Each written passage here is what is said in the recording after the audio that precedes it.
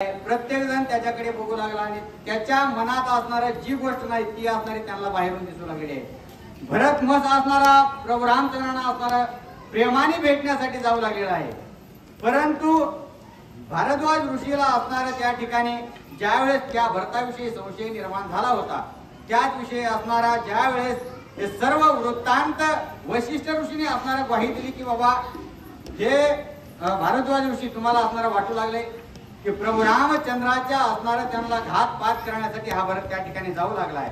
असं जर तुम्हाला वाटत असेल तर तसं नाही, तो प्रेमापोटी भेटण्यासाठी असणारे त्या ठिकाणी चाललेला आहे।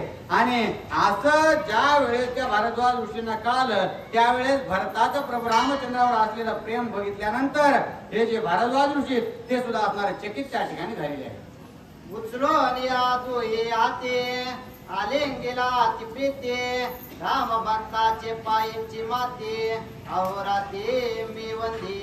आणि अशा प्रकारे असणारे त्या ठिकाणी भारद्वाज ऋषींनी जे भरत आहेत ते भरत दर्शन घेत होते आणि भरत राजा दर्शन घेत असताना त्या भारद्वाज ऋषी त्यांच्या दोन्ही खांद्याला धरलेला आहे आणि दोन्ही हाताने धरून असणार उचलून त्या ठिकाणी आपल्या कवेत त्या भरत राजाला घेतलं आणि सांगितलं की जे असणारे त्या ठिकाणी प्रभू रामचंद्राची सेवा करतात, प्रभू रामचंद्राची भक्ती करतात, त्यांचं नामस्मरण करतात, अहोरात्र असणारे त्यांच्यामध्ये रममान असतात, अशा प्रकारे प्रभू रामचंद्राच्या भक्ताच्या पायाची माती मला वंदनीय आहे। अशा प्रकारे म्हणून असणारे त्या ठिकाणी जी मिठी आहे ती कडकडून भरताला भारद्वाज ऋषींनी मारलेली आहे।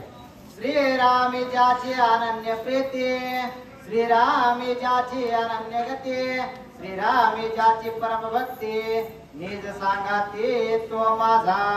आणि ज्याला असणारे एकमेव प्रभू रामचंद्राचं चिंतन करण्याची असणारी सवय आहे किंवा ज्याच्या मनी ध्यानी चिंतने असणारा अहर्निशी जो प्रभू रामचंद्रांना भजतो, ज्याला असणार त्यांच्या व्यतिरिक्त काही दिसत नाही आणि प्रत्येकामध्ये ते दिसतात, अशा प्रकारच्या असणाऱ्या भक्तांची मला असणारी प्रीती आहे असं भारद्वाज ऋषी त्या ठिकाणी भरत राजाला बोलू लागले आहे। श्रीराम ज्याचे अनन्य भजन, त्याचे आम्ही करू ध्यान पूजन, त्याचे न्यामा समाधान, सत्य वचन ये माझे। आणि जे प्रभू रामचंद्राचं भजन करतात, विठ्ठलाचं भजन करतात, असणाऱ्या परमात्म्याला असणाऱ्या भजतात, ते असणार आम्हाला पूजनीय आहे।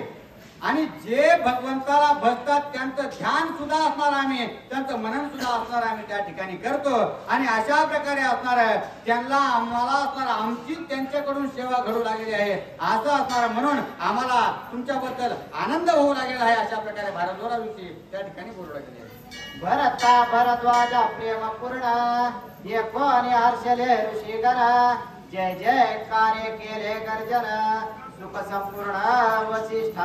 आणि ज्या वेळेस असणारे भारद्वाज ऋषी आणि भरत यांच्यामधला संवाद असणारा प्रेमयुक्त पाहिला आणि जे सर्व असणारे सोबत ऋषी वर्ग त्या ठिकाणी आलेले होते त्यांनाही असणारा जो काही यांच्यातला जे द्वंद्व होता ते मिटल्यानंतर आणि सर्व असणार आता सुखकर झाल्यानंतर या सर्व ऋषीवर्यांना असणारा त्या ठिकाणी वशिष्ठ ऋषी सहित एकदम आनंद झालेला आहे।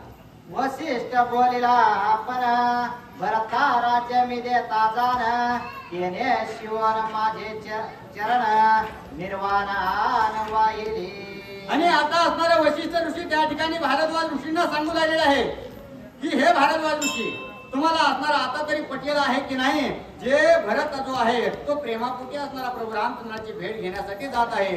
मी येत असणारे याची परीक्षा घेण्यासाठी याला ज्या वेळेस अयोध्येत आला होता, अयोध्येत आल्यानंतर त्याला अयोध्येचं राज्य देऊ केलं होतं, परंतु ज्या वेळेस अयोध्येचं राज्य देऊ केलं त्याच वेळेस असणारा तो एकदम म्हणजे काकुळतीला येऊन माझ्या पायावर पडला होता आणि पायावर पडून त्यांनी मला असणार शपथ घालून सांगितलं होतं की हे गुरुवर्या, तुम्ही असणारा बाकीचं काहीही मागा, परंतु अयोध्येच्या असणाऱ्या राजगादीवर बसण्याचं मला काही मागू नका।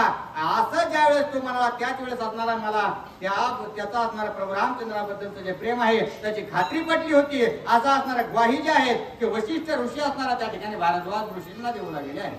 सांडोनी रघुनाथा राज्याभिषेक होय भरता, ये म्या वदिली निज माता पिता, सद्गुरु गाता म्या केली। आणि त्याच वेळेस असणाऱ्या ज्या वेळेस मी